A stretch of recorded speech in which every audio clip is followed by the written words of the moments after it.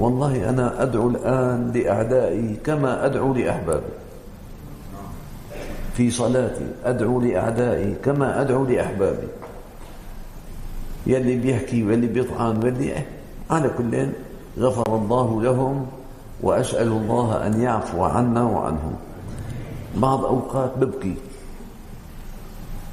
ببكي ما عم ببكي يعني على جوع ولا على مال ولا على جاه، عم ببكي دخيلك يا ربي لا تحاسب حدا من الخلق بسببي. يلي عم يحكوا علي، يلي عم يحسدوا، يلي عم، يا ربي تسامحهم كلهم واعفي عنهم كلهم، ما بدي تحاسب واحد بسببي. هدول من أحباب النبي، أمة النبي هدول، هذا هي خلق تعلمناه. أما تظهر شماتي إيه كذا يا ستار. قديش في مشايخ لما توفى شيخنا يا لطيف، شو قديش مشايخ شمتوا، مشايخ شمتوا. بكرة فرطت إخوان الشيخ كفتارو، جامع كفتارو تسكر، ما عاد فيه.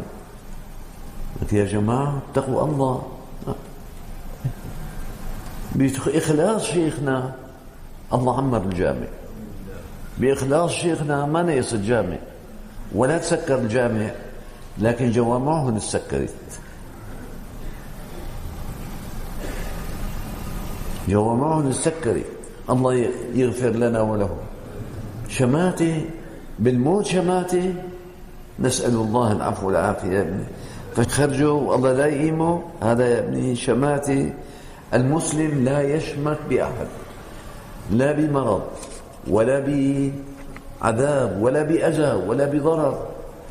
آذاك وأنت يا ابني الله يورجيني فيه ساعة سوداء. لا يا ابني، هذه صفة الحقد، هذا الحقود. والمسلم لا يكون حقودا أبدا. ولو آذاك يا رب أنت العليم، شكيت لك، أكثر من هيك ما في. فهذا يا ابني المؤمن يشكو العدو إلى الله، أكثر من هيك ما في. أما الله يورجيني في ساعة سوداء، والله لا أحرق، والله لا أخرب، لا أفعل، لا يا ابني.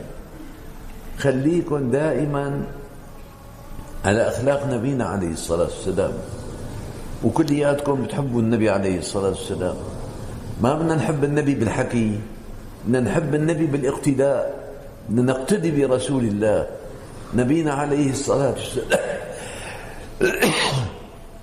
قريش قديش عذبوه. أبو سفيان 20 سنة عم يحط مؤامرات لقتل النبي. لما صلى الله عليه وسلم دخل مكة منتصف، قال من دخل دار أبي سفيان فهو آمن. أعطاه الأمان. إذا دخل كل المشركين لو دخلوا لبيته آمنين. صلى الله عليك يا رسول الله. دخل لما وقف على باب الكعبة وكلهم واقفين، كلهم مجرمين، آذوا أصحابه، قتلوا أصحابه، قتلوا. وقف صلى الله عليه وسلم، طلع: ما تظنون أني فاعل بكم؟ قائد انتصر وفايت منتصر، كلهم أصبحوا عبيد بين إيديه. شو بتظنوا أنا رح أساوي فيكم؟ تخير رؤوسهم.